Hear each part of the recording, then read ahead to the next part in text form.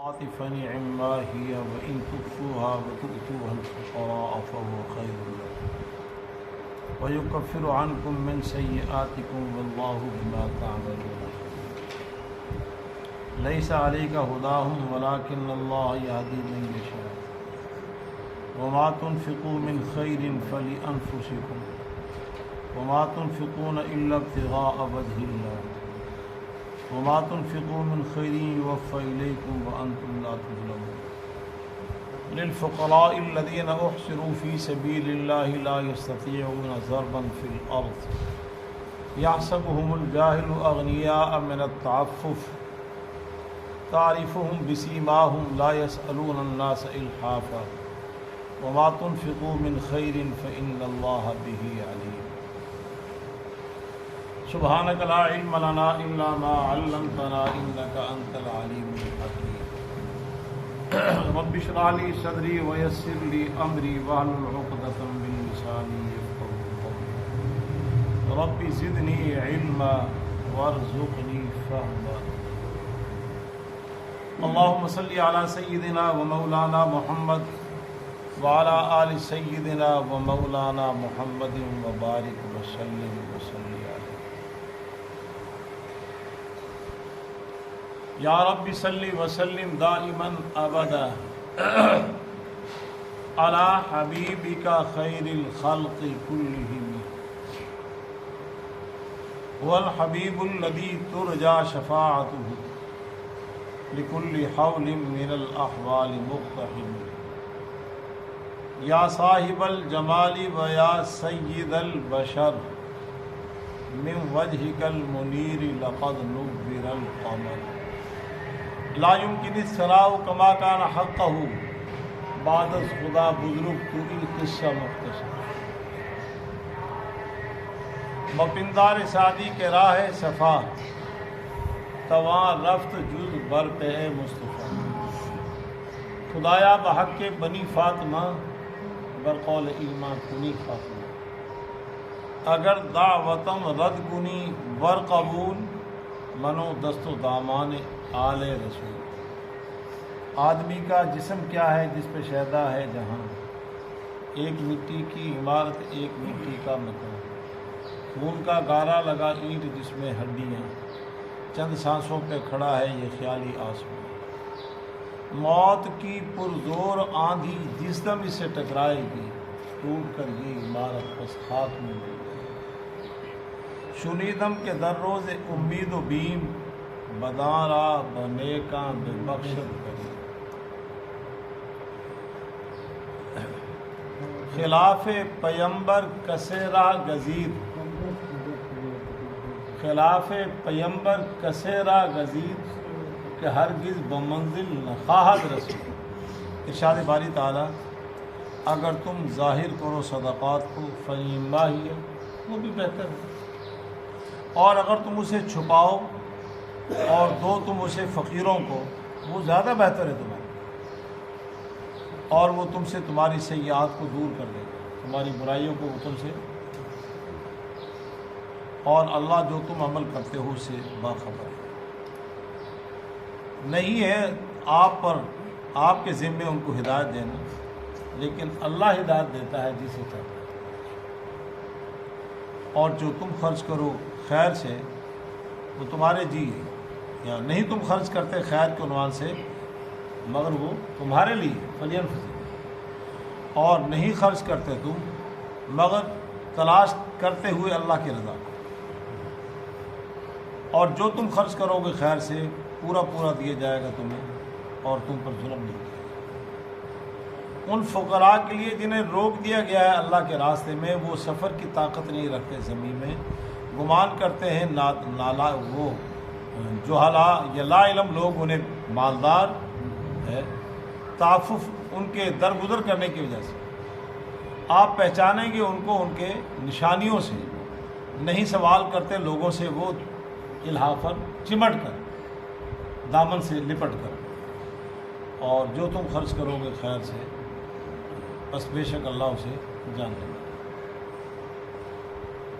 رانا صاحب توجہ ہو گزشتہ سے 23واں رکوع میں اللہ جل جلالہ و من والہ نے اس مضمون کو اس سے بھی پچھلی آیات میں بیان فرمایا انفاق فی سبیل اللہ،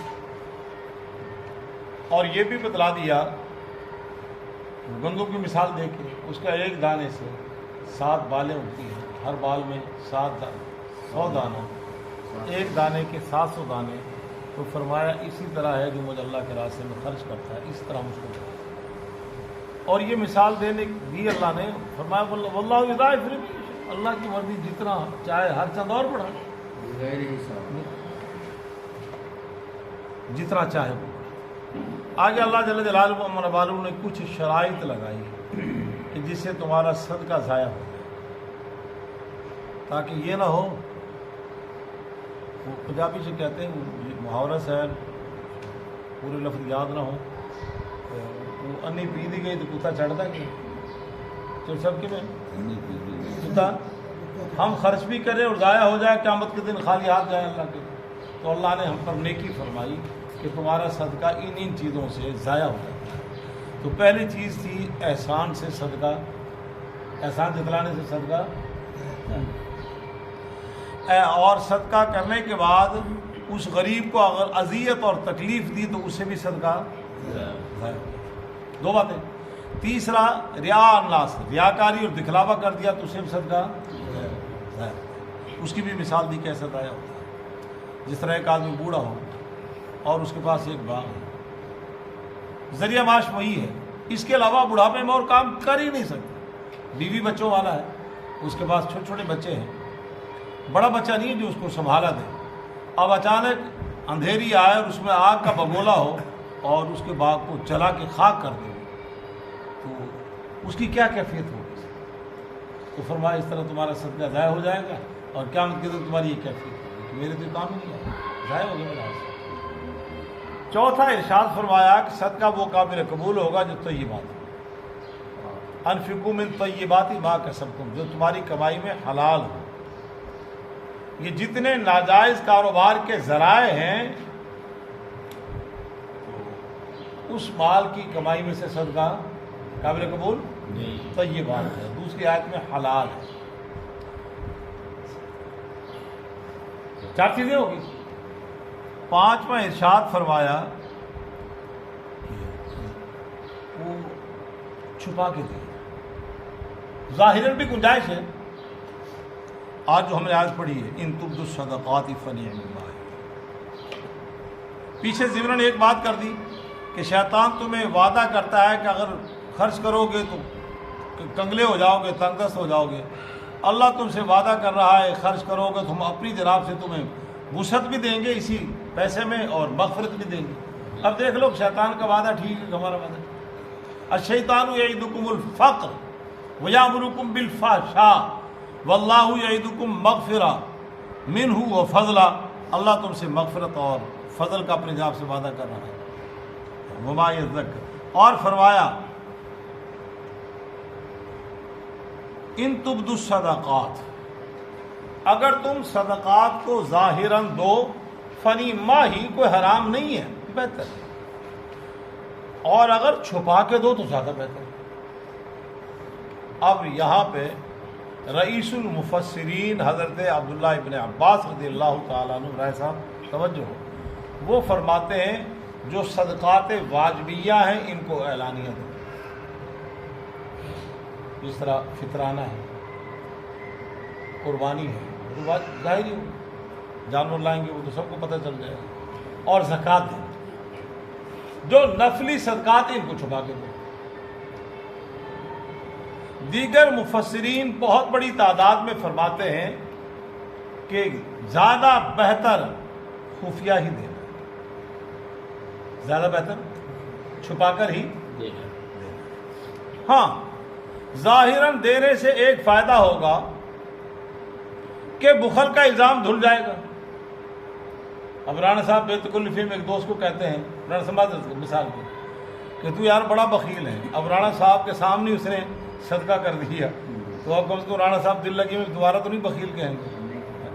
تو ایک فائدہ تو ہے بخل کا الزام دھل جائے گا، دوسرا فائدہ یہ ہے کہ اور لوگوں کو ترغیب ہو جائے گی،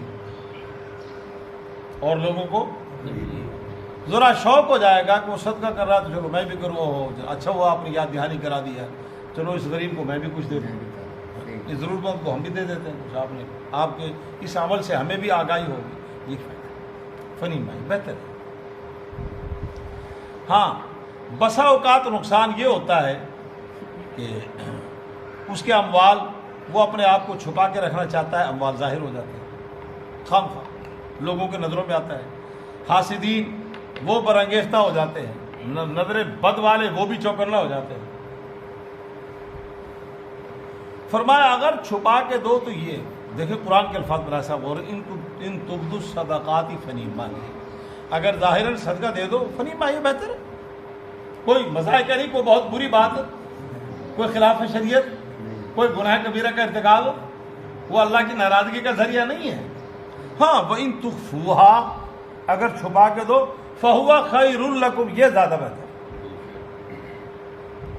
اب وہ حدیث مبارکہ جس میں آتا ہے قیامت کے دن جب سایہ نام کی کوئی چیز نہ ہوگی تو 7 آدمی عرش الہی کے سائے میں، کتنے آدمی؟ 7۔ ان میں ایک وہ ہوگا جو دائیں ہاتھ سے دے رہا ہے اور بائیں کو پتہ بھی نہیں، تصدق بیمینہ ولا تعلم بیسارہ، دائیں ہاتھ سے اس نے صدقہ کیا اور بائیں کو پتہ بھی نہیں چلا، اتنا چھپا کے صدقہ۔ اس کو تو پتہ ہے نہیں، اس کا تو دونوں کی حرکتوں میں نظر ہے، مگر اس نے نہیں دیکھا، ایسے دیا اور اس کو پتہ فرمائیے یہ عمل کرنے والا، صدقہ اتنا چھپا کے کرنے والا قیامت کے دن عرش الہی کے سائے میں۔ اور فرمایا حدیث میں ہے کہ جو صدقہ ہے تمہارا اس کی فضیلتیں کئی ہیں، ایک تو صدقے کی فضیلت ہے کہ اس سے اللہ کا غضب ٹھنڈا ہو جاتا ہے، الصدقۃ تدفع غضب الرب، اللہ کے غصے کو صدقہ ٹھنڈا کرتا ہے۔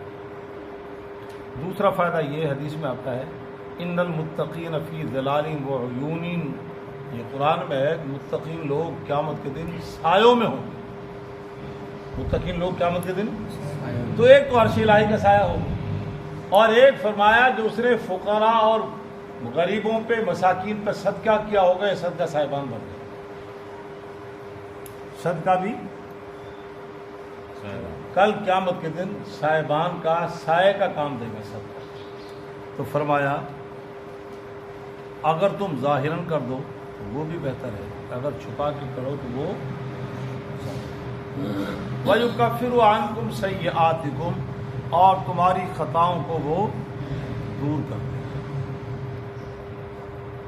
اور یہاں پہ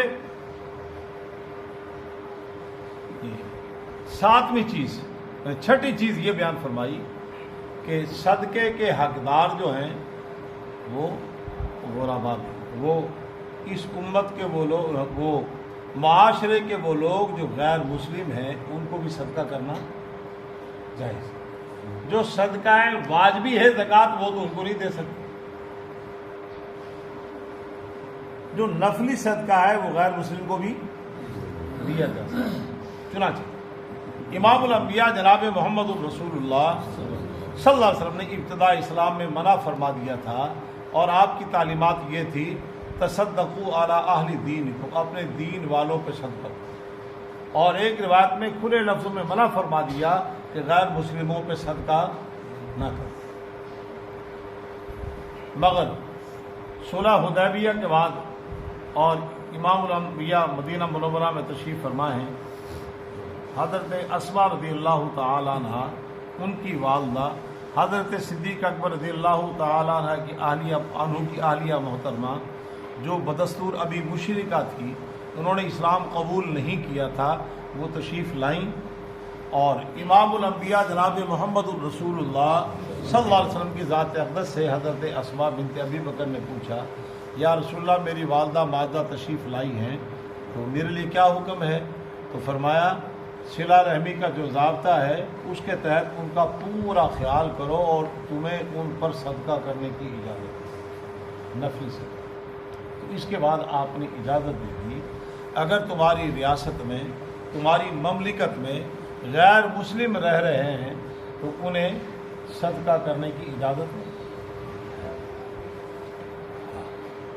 انہیں صدقہ دے سکتے.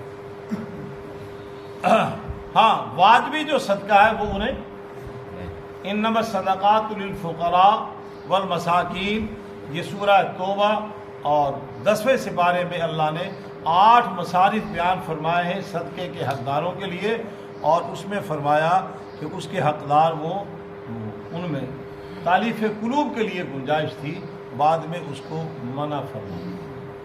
آگے یہاں پہ آیت میں فرمایا لیس علیک ھداھم، تم اس لیے انہیں دو زکاتیں ہیں کہ تاکہ وہ اسلام کی طرف آ جائیں.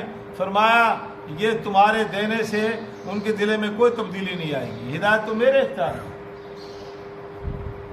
تمہارے اختیار میں نہیں ہے ہدایت. ہدایت کس کے اختیار میں ہے؟ ہاں، تمہارے صدقے سے وہ ہدایت قبول نہیں کریں گے. لہذا یہ امت کے وہ معاشرے کے وہ افراد جو غیر مسلم ہیں انہیں واجبی صدقے کی اجازت نہیں. غیر واجبی جو صدقہ ہے عمومی طور پہ عام ہر روز جس طرح بچیوں کو ٹوفیاں تقسیم کرنا شروع کر دیتے ہیں، تو یہ عام صدقہ جو ہوتا ہے اللہ کی رضا کے لیے، مصیبتوں کو زائل کرنے کے لیے روز مرہ، تو وہ اس میں غیر مسلم کو بھی. تاہم فقہا نے لکھا ہے کہ ان غیر مسلموں میں جو کافر حربی ہے، ہمارے خلاف ہتھیار اٹھا رہا ہے، جو اعلانیہ مشرک ہے، اس کو نفلی صدقہ دینے کی اجازت بھی نہیں ہے. اور اس میں واضح حکم اللہ جل جلالہ و من والو کا سورہ ممتحنہ کے اندر موجود ہے.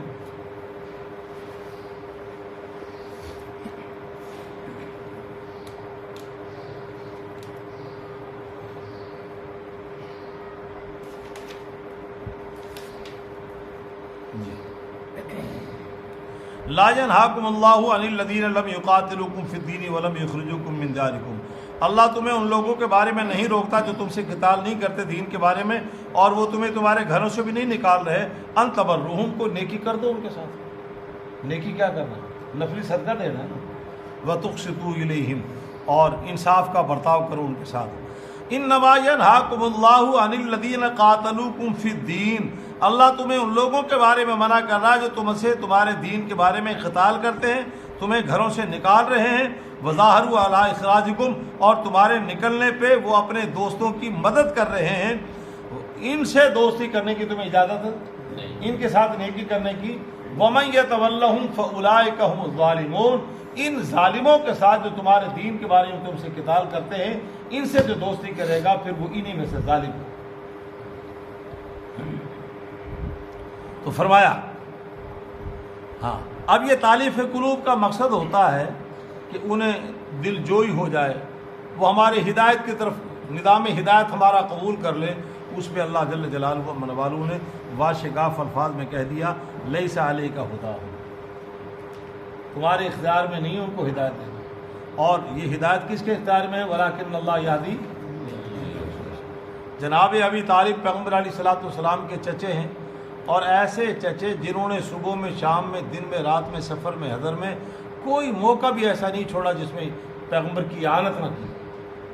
مگر دنیا سے کس حالت میں گئے؟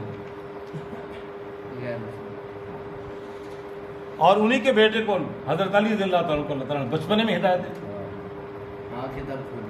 ابھی شباب میں قدم نہیں رکھا، اس سے پہلے اللہ نے ان کو ہدایت دے دی. تو ہدایت کس کے اختیار میں؟ یہ اللہ کے.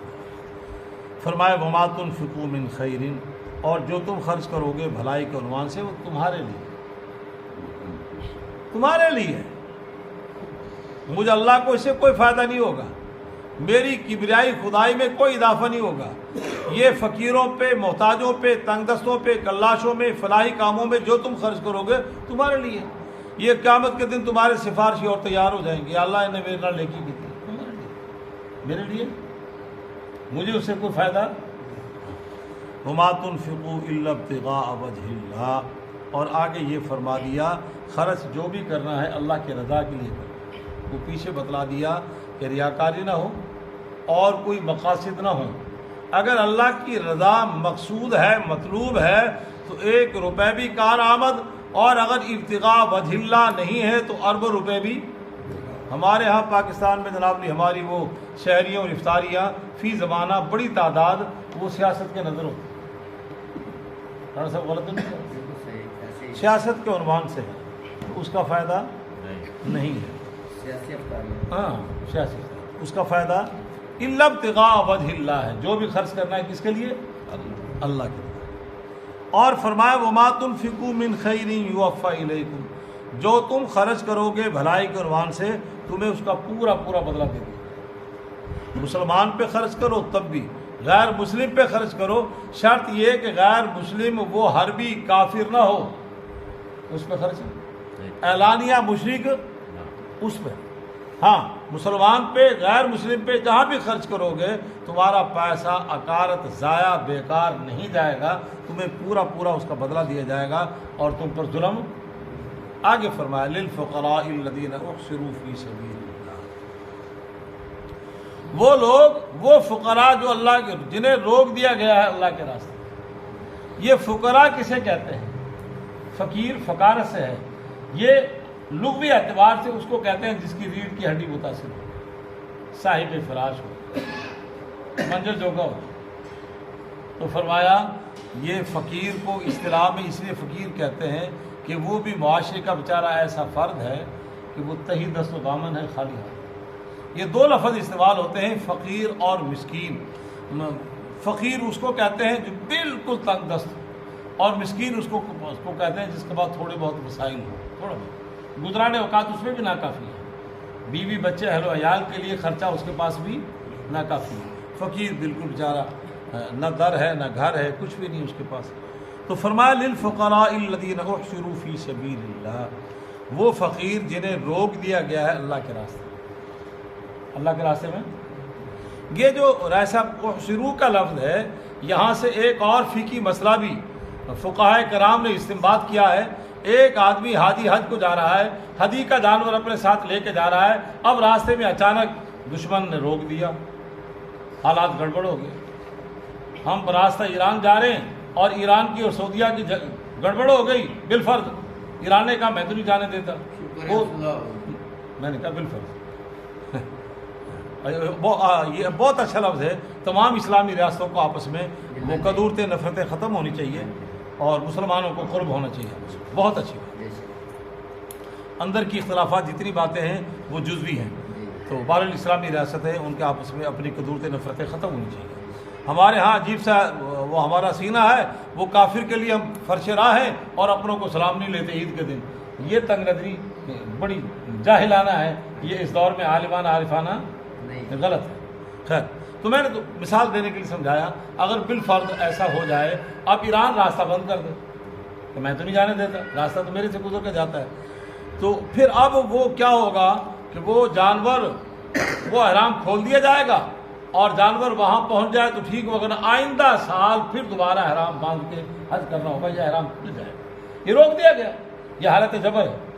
تو فرمایا احصروا فی سبیل اللہ، وہ فقراء جنہیں روک دیا گیا ہے، وہ حصار میں آ گئے اللہ کے راستے میں جانے سے۔ اب اللہ کی اس میں دو قسم کا ہے، ایک تو وہ یہ ہے کہ اتنا فقیر ہے جو سب توجہ ہو کہ اگر وہ جہاد پہ جائے، فی سبیل اللہ سے مراد اللہ کا راستہ جہاد، اگر وہ جہاد پہ جائے تو بیوی بچے کچھ بھی نہیں ان کے پاس۔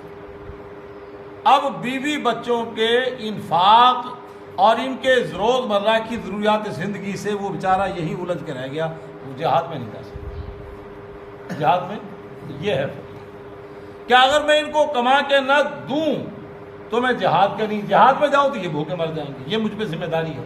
احصروا فی سبیل اللہ، ایسے فقراء جنہیں روک دیا گیا اللہ کے راستے میں جانے سے۔ اور ایسا دوسری جو تشریح کی ہے مفسر حضرات نے، میری نہیں ہے، مفسر حضرات نے، وہ دوسری یہ ہے کہ وہ حصول علم کے لیے مدرسے میں چلا گیا۔ اب اگر وہ کچھ جزئی وقت مدرسے میں تعلیم حاصل کرتا ہے، کچھ وقت کے لیے کھانے کمانے کے لیے جاتا ہے، وہ کام بھی ادھورا، تحصیل علم کا کام بھی ادھورا۔ اب وہ احصروا فی سبیل اللہ، دوسرا فی سبیل اللہ اللہ کا راستہ ہے حصول علم کا، وہ علم حاصل کرنے کے لیے چلا گیا۔ اب وہ کھانے کمانے پہ توجہ دے تو حصول علم سے معلوم رہ جائے۔ اب یہ ہے احصروا فی سبیل اللہ۔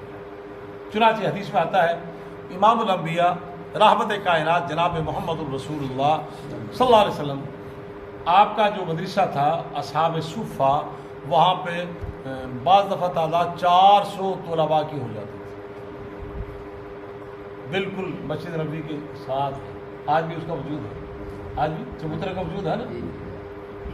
یہاں 1 2 5 10 30 40 50 60 طالب علم پڑھے ہوتے تھے، اور ان کا کام امام الانبیاء سے حدیث پڑھنا. کچھ آ گیا سرکار دو عالم پہ تو ان کو کھلا دیا وغیرہ. اب یہیں پہ اس مدرسے کا ایک طالب حضرت ابو ہریرہ رضی اللہ تعالیٰ عنہ فرماتے ہیں کہ یہ اما عائشہ توجہ اما عائشہ کا حجرہ اور پیغمبر کا منبر، اس کے درمیان میں مجھے غشی کے دورے پڑتے اور لوگ میری گردن پہ پاؤں رکھ کے دباتے اور وہ کہتے کہ مرگی کا دورہ اس کا علاج ہو رہا ہے. حالانکہ وہ فرماتے اللہ دی قسم میں نے بھوک کھون دی سی مرگی کے دورے میں مجھے بھوک کے دورے کیا کچھ آ گیا تو کھا لیا، نہ آیا تو ہم وہاں پہ. یہ صروفی سے. تو آج کے زمانے میں بہترین حقدار فقراء کی اصطلاح میں دینی مدارس کے طالب علم. بات سمجھ میں آئی کہ مجاہدین. تو الحمدللہ پاکستان نے کے عمراء نے روس کے زمانے میں جب روئے زمین کے تمام علماء نے فتویٰ دیا کہ یہ روس سے جو جہاد ہو رہا ہے بالکل اسلام کے مطابق جہاد ہے، ہمارے پاکستان کے صنعت کاروں نے، پاکستان کے سرمایہ داروں نے، پاکستان کے بزنس مینوں نے اور پاکستان کے وہ اصحاب ثروت لوگوں نے الحمدللہ دل کھول کے جہاد میں ان کی مدد کی. پیسہ اس کے بعد بھی ان کے فقراء کو دیتے رہے، اس لیے وہ جہاد کر رہے تھے. اور الحمدللہ روئے زمین پہ سب سے زیادہ بر صغیر میں اور ہند و پاک میں جو مدارس ہیں اس میں بھی پاکستان کے تاجر، پاکستان کے متمول اور ہندوستان کے عمراء لوگ الحمدللہ اس آیت پہ عمل کر رہے ہیں. دینی مدارس کا خرچہ جو بجٹ کروڑوں روپے میں ہے الحمدللہ یہاں کے مخیر حضرات وہ دے رہے ہیں. اور پھر وہاں پہ ایسے نامور علماء پیدا ہو رہے ہیں کہ جن پہ ہم ناز کر سکتے ہیں. آج کے دور کا مولانا منظور مینگل اندازہ لگائے علم کی دنیا میں کتنا پختہ ہے اور اس کے اپنے حالات وہ خود بتاتا ہے کہ میں کتنا غریب ہوں. چھٹی کے دن میں وہ آزار بند بنا کے جمعے کے دن وہ کہتے ہیں میں جا کے بیچا کرتا ہوں اور اسے اپنے حالات بتلاتا ہے. مجھے ہمارے ایک استاد تھے مولانا یاسین صاحب رحمۃ اللہ علیہ، وہ علم میں اتنا پختہ علی آپ حیران ہو جائیں گے. جب ان کا وصال ہوا صاحب آپ کے لیے بڑی توجہ طلب بات ہے. اب خیر المدارس والوں نے کہا بخاری ہمارے ہاں پڑھائیں. جامعہ قاسم العلوم ملتان مفتی محمود والا جہاں مولانا فضل الرحمان صاحب پڑھاتے رہے وہ کہتے ہیں بخاری ہمارے یہاں پڑھائیں. اور یہ دونوں قدیم مدرسے. جدید مدرسہ جس میں استاد تھے ہمارے ایک ساتھی تھے مولانا کریم بخش صاحب، انہوں نے مدرسہ بنایا عبداللہ ابن اور دیکھتے دیکھتے وہ وہاں عروج میں چلا گیا. وہاں دور حدیث مولانا یاسین صابر صاحب رحمۃ اللہ علیہ وہاں پہ بخاری پڑھاتے تھے. اب دو مدرسوں نے پرانے مدرسوں نے ان سے تقاضا کیا کہ حضرت تو اب انہوں نے مدرسے والوں نے گاڑی پہ ان کو بٹھانا، اب یا ایک مدرسے سے اس میں وہ بخاری شریف پڑھا رہے. یعنی ایک دن میں 1000 سے زیادہ طلباء. اور مجھے اچھی طرح یاد ہے جب زمانہ طالب علم میں جامعہ رشید میں انہوں نے پڑھاتے ہوئے اپنے بچپن کے حصول تعلیم کے واقعات بیان کیے. بخدا مجھے بچپن میں اس وقت میں رونے لگی. فرماتے تھے تمہیں قدر ہی نہیں ہے اور تم استری والے کپڑے پہن رہے ہو. اوے کاش تم نے میری جیسی غربت دیکھی ہوتی ہے میں نے کس انداز میں. ایک دن ایک واقعہ صرف بتلاتا ہوں. فرمانے لگے کہ وہ میں خیر مدارس میں پڑھتا تھا، میرے پاس کٹوری خریدنے کو پیسے نہیں کولی. سب حیران کی بات نہیں. فرمانے لگے میں کیا کرتا تھا، دیگ میں کھانا تقسیم ہو جاتا، مجھے 2 روٹیاں ملتی. جب سارے طالب علم چلے جاتے تو اس میں دیگ میں بچی ہوئی روٹی کے ساتھ میں لگا کے کھا لیتا اور جا کے کھا لیتا. کچھ نہیں خیر مدارس ملتان جامعہ اسلامیہ میں ڈی جی خان پڑھاتے ہیں، بہت بڑے عالم تھے اس زمانے کے. ان حالات میں علم حاصل کیا وہ صروفی سے. اور فرمانے لگے ایک دن مجھے ایک کٹوری مل گئی، اس میں دال گلی سڑی اندر. میں نے دھویا اتنی مشکل سے دھویا اس کو کہ اتنی محنت میں تو اگر میں مزدوری کرتا تو کٹوری خرید لیتا میں. اتنی مشکل سے میں نے دھویا. اور وہ ایک طالب علم آ کے کہتا میری ہے. کہنے لگے مولوی صاحب جب اس نے یہ کہا نا میری تو مجھے اتنا غصہ آیا کہ اس کا سر پھاڑ. میری غربت پہ ترس کھا کے کہتا کون نہیں تو میری ہے یاسینہ تو رکھ. اس کو رحم نہیں آیا. میں گلے لو میں نے پھر وہی اپنی 2 روٹی پکڑی اور دیگ میں لگا تھا. پھر ایک واقعہ اور سنا مجھے خارش ہو گئی. مجھے اتنی خارش تکلیف تھی. اللہ ان کی قبر پہ کروڑوں خرب و رحمت نازل فرمائے. بڑا رونق دینے والے واقعہ سنایا کرتے تھے کبھی کبھی طالب علموں کو. فرمایا تم تو کپڑوں سے لگتے ہو، نوابوں کی اولاد ہو اور تم پڑھتے نہیں ہو۔ میں نے غربت میں علم حاصل کیا ہے، درویشوں پڑھ لو، پڑھو، کچھ پڑھتے نہیں ہو تم۔ ہاں، اور ان کی حالت یہ تھی تحصیل علم کی۔ رائے صاحب ایک دن ہم پہلا پیریڈ ہمارا لگا تو انہیں کے پاس حضرت پاک جامع رشید، تو حضرت بیٹھے ہوئے، ہم دروازے پہ گئے، مولوی صاحب کیا ہوا کیا ہوا، کیا مدرسے میں قرآن پر کیسے آئے تم؟ ہم نے کہا استاد جی وہ گھنٹی بج گئی۔ 7 بج گئے، گھنٹی بج گئی، نماز تہجد کے ٹائم پہ بیٹھے، فرمایا وہ گھنٹی بج گئی۔ اوہو، میں تو کب کا یہاں آیا ہوں، مطالعہ کر رہا ہوں، پڑھ رہا ہوں، میں نے نفل یہیں پہ پڑھے، میری تو نماز بھی رہ گئی، وہیں پہ نماز کو قضا کی، مجھے پتہ ہی نہیں، محو مطالعہ تھا، محو مطالعہ تھا۔ ہم جب گئے تو دیکھ کے گھبرا گئے، اتنے طالب کیوں آئے، لڑائی ہو گئی، جھگڑا ہو گیا، کوئی ہنگامہ ہو گیا مدرسے میں، کیا ہوا؟ ان کے ساتھ ہی گھنٹی بج گئی، پڑھنے ہے۔ اچھا ٹھہرو، پھر میں اپنے 2 رکعت نماز قضا کر دوں، مجھے تو پتہ ہی نہیں، یہ حال ہے تدریس کا، یہ حال ہے۔ اور 3 بجے کے آگے بیٹھے ہوئے، سردیوں کا زمانہ تھا، اور مطالعہ کرتے کتاب، اتنے منہمک، اور فرمانے لگے کہ مجھے خواہش ہوئی تو میں نے مولوی صاحب میرے پاس کاغذ نہیں تھا، میں نے کسی طالب سے کاغذ مانگا، کسی سے میں نے قلم مانگا، میں نے وہ درخواست لکھی۔ درخواست کیوں لکھی؟ کہ مجھے پتہ چلا کہ ہسپتال میں جائیں، سرکاری ہسپتال میں، تو وہ 10 پیسے لیتے ہیں پرچی کے، تو میں نے محتمم کو درخواست لکھی کہ مجھے مدرسے سے 10 پیسے دیے۔ اب ہمارے بچوں کو تو یہ بھی نہیں پتا 5 پیسے 10 پیسے، ویسا ہم نے تو دیکھے نا۔ کہنے لگے جب میں نے یہ درخواست لکھ کے تب محتمم کو دی تو محتمم مسکرا کے مجھے درخواست واپس کر دی، تمہیں مذاق کے لیے میں ملا ہوں۔ اس نے یہ سمجھا طالب علم سے مذاق کرنا۔ کہنے لگے مجھے اس دن چھپا لیا اپنے غصے کو، مجھے محتمم کو غصہ آیا، اوے ظالم تم نے غربت دیکھی نہیں، اور میں غربت کے ہاتھوں مجبور ہو کے 10 پیسے لینے کے لیے تمہیں درخواست لکھ رہا ہوں۔ یہ سنا اس وقت رہے تھے جب پاکستان کے صفے عالم بن کر حدیث پڑھا رہے تھے، اس وقت یہ باتیں ہمیں بتا رہے تھے، جس طرح اب میں ان کی بات نقل کر رہا ہوں عمر کی حصے سے، کہ مجھ پہ اس وقت اتنی غربت تھی، 10 پیسے میرے پاس نہیں، اور محتمم نے میری غربت کا مذاق اڑایا۔ اور پھر انہوں نے جملہ بھی کہا کہ ایسے محتمم کی بخشش ہو جائے گی جنہوں نے میری غربت کا مذاق اڑایا۔ مجھ سے پوچھ لیتے کہ معاشرے میں ایسے غریب لوگ بھی ہوتے ہیں، تو بیٹے تم واقعی غریب ہو۔ انہوں نے پھینک کے والی درخواست کہ تم مجھ سے مذاق کر رہے کہ واللہ میرے پاس 10 پیسے نہیں تھے، وہ بھی پرچی کے لیے کہ میں نے دوائی لینی، مجھے طالب علموں نے بتایا۔ مولانا تشکیف صاحب بھی رحمۃ اللہ علیہ وہ اکثر اپنی ترجمے کہتے ہیں میں تمہیں 4 موتی دوں گا، ایسا ہے نا۔ فرمان لگا کہ میں مدرسے میں مطالعہ کر رہا تھا تو لاؤڈ اسپیکر پہ آواز آئی 4 موتی لے لو۔ میں نے کہا یار پڑھ تو پھر بھی لیں گے، چلیں یہ تو کہیں سے آواز آ رہی 4 موتی لے لیں گے۔ میں چلتے چلاتے وہاں چلا گیا، میں نے ساری تقریر سنی، میں نے کہا مولوی صاحب کہتا جا رہا ہے موتی دوں گا، پتہ نہیں کب دے گا، پتہ نہیں بڑوں کو دے گا۔ میں پھر جب تقریر ختم ہوئی دعا ہوئی، میں نے کہا مولوی صاحب کی مطلب ہے کہ کوڑ مارنے موتی کیوں نہیں دے رہے، میں تو موتی لینا ہے، اپنے موتی چھٹ کے پڑھتا ہے، موتی نہیں دیے۔ اب وہ موتی علم کے کہہ رہے تھے، انہوں نے سمجھا کہ میں مادیت میں بھوکا ہوں تو شاید مجھے میری غربت دور ہو جائے۔ کوئی یہ عجیب و غریب اور بڑی عجیب عجیب استاد اپنی باتیں بتایا کرتے تھے۔ اُسروا فی سبیل اللہ، اللہ کے راستے میں روک دیں گے۔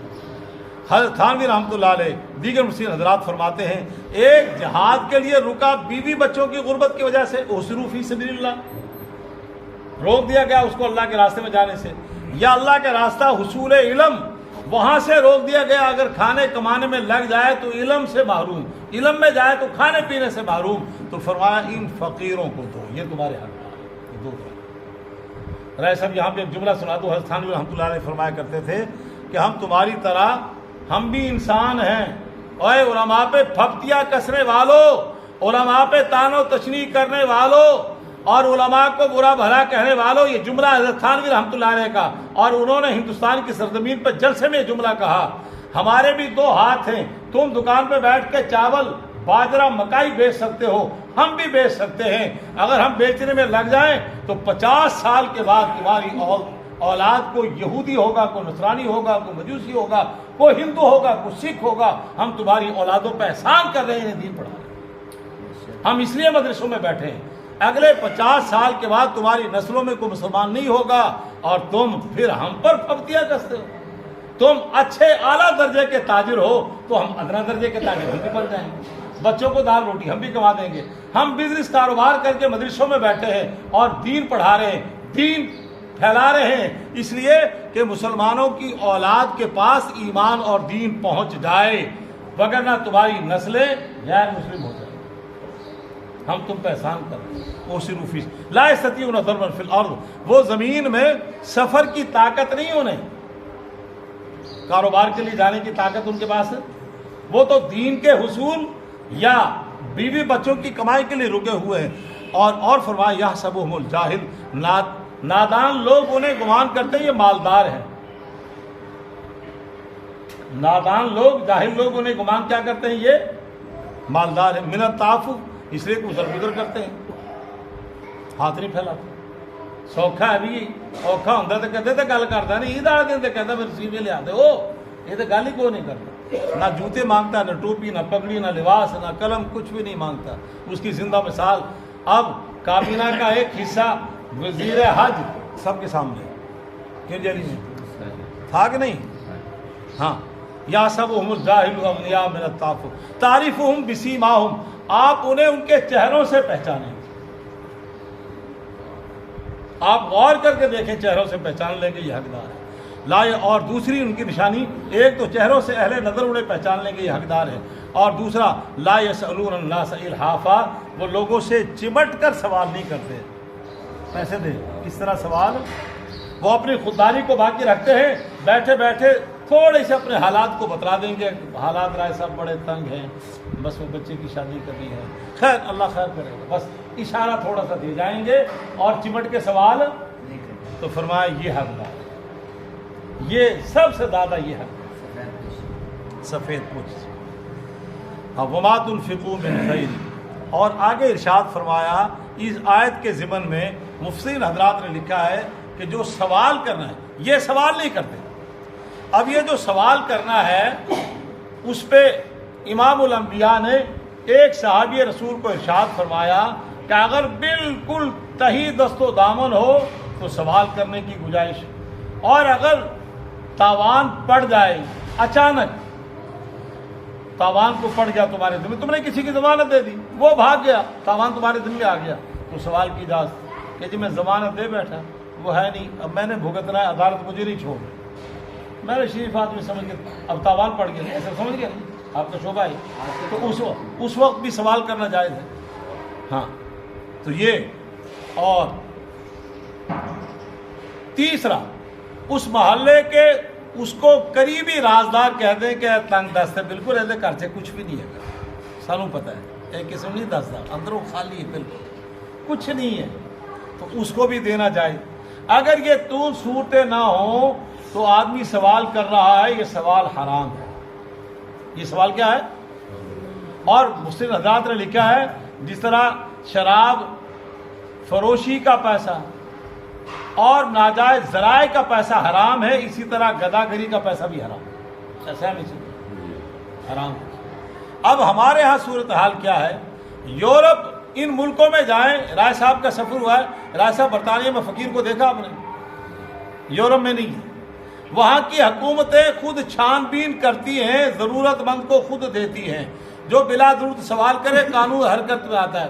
یہ تو گاٹا پھڑ کے اندر سانو دلیل کرنے لگے, چلے ذرا دو ٹائم کی روٹی سے دن دو.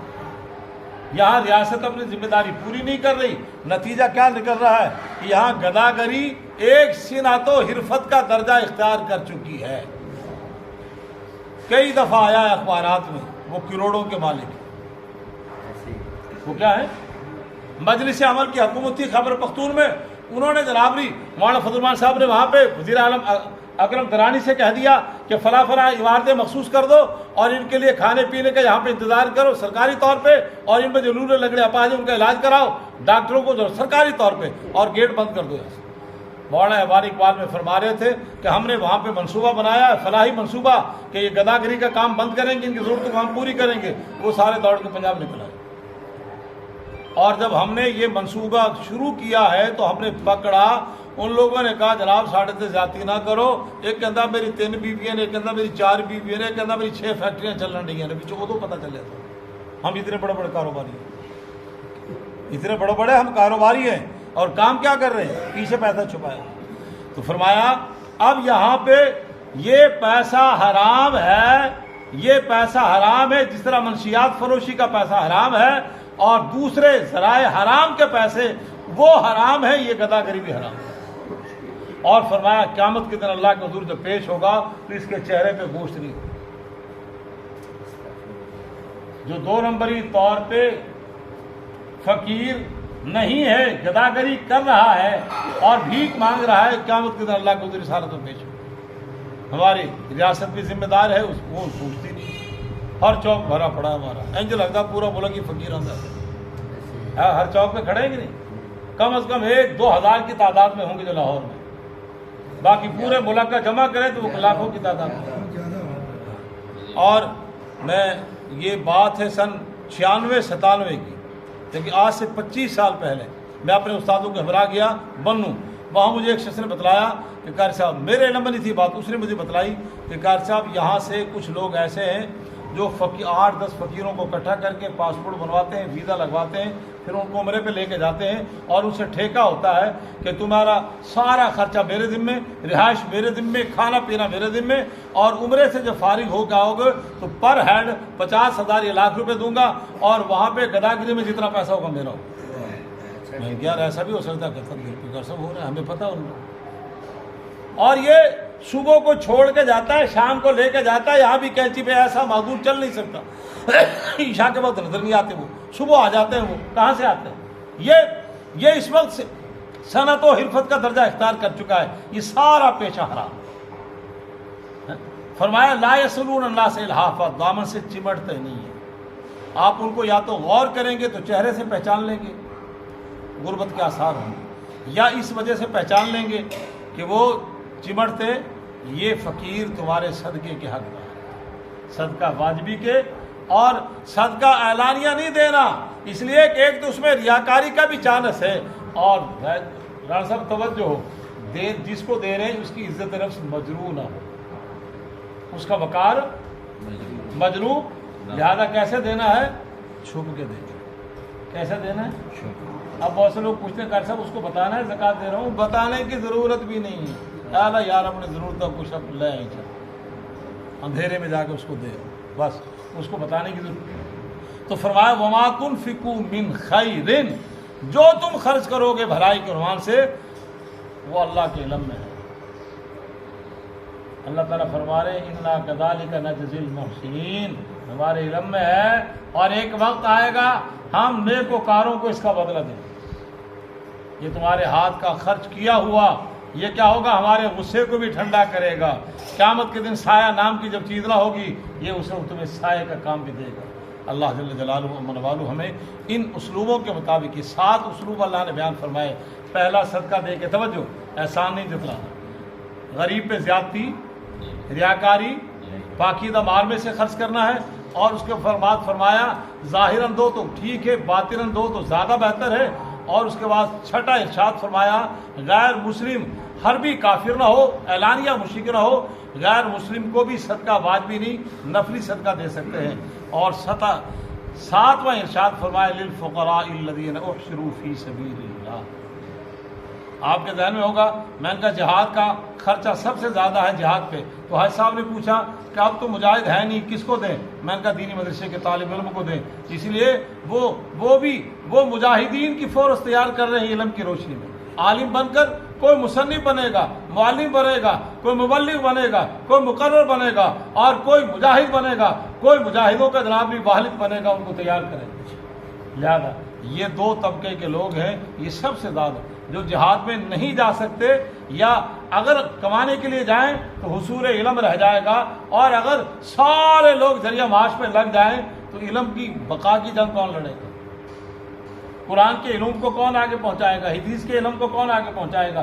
فقہ کے علم کو کون آگے پہنچائے گا؟ بھائی سب سارے، چلو یوں سمجھ لیں، سارے لوگ کمانے میں لگ جائیں اور میڈیکل لائن کی طرف ایک بھی نہ جائے تو ہم ڈاکٹر کہاں سے لائیں گے؟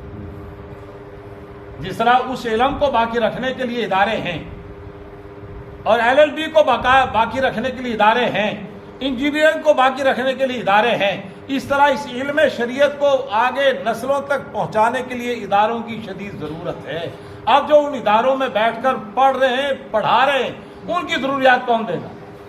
وہ ہے للفقراء الذین احصروا فی سبیل اللہ۔ ران صاحب کو بات سمجھ آئی کہ دماغ دے تو نکل گئی آ گئی کہ اللہ جزائے خیر نصیب فرمائے سارے سامعین۔